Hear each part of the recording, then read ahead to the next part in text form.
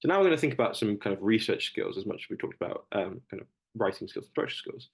So where should you look when kind of researching your essay? So two really good places to look are Phil Papers and Google Scholar.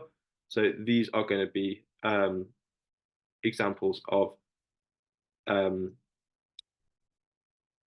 depositories where you're going to have loads and loads of articles, academic articles that you can go and look for. Phil Papers obviously is going to be a specific search engine for philosophy papers. I would advise you to use on Google Scholar to use the cited by feature on Google Scholar, which is if you found a paper that you like, then that will enable you to look for other papers that have come along later than that and cited that original paper.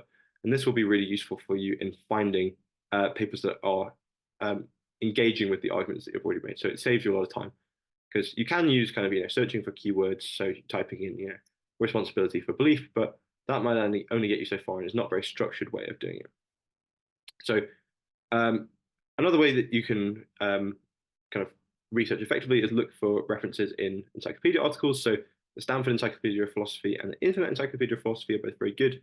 And a thousand word philosophy is another resource that's really useful, which is introductions to key topics, which are written in a thousand words or less by excellent philosophers. And that's going to be something that really breaks things down effectively. So another thing that you can do effectively for your research skills is looking for articles in companions or handbooks. So these are going to be big collections of papers that are written for specific topics, or you can look into specialized journals as well, which might have specific issues or kind of specific issues of the journal will have all papers which are focused around a specific topic. So if you were looking around a journal such as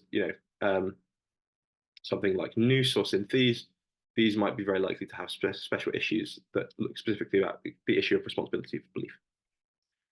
And then finally, some general rules.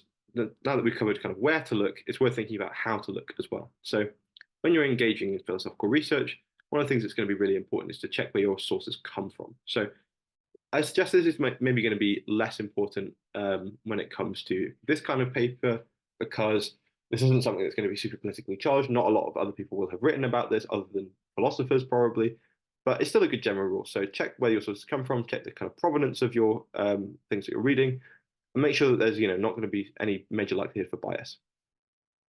Secondly, we want to try and reconstruct the arguments of others charitably. So if you can find an argument that someone else has made and you're trying to write it up in your own paper to try and respond to it, try and make it as strong as possible. So you want to give the impression that you are responding to the strongest possible argument that the opponent could possibly muster.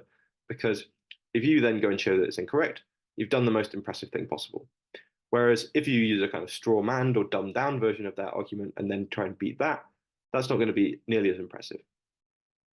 A third bit of advice for the writing process is try and write down your references as you go. So I've made this mistake numerous times, and it is not a very fun mistake because if you're trying to look for the page reference for something that you've quoted and you can't find the page reference, you're just going to have to go and read the paper all over again, and that's never going to be fun. So if you've got references or quotations, then write down the references for those as you go because it will save you a lot of time near the end.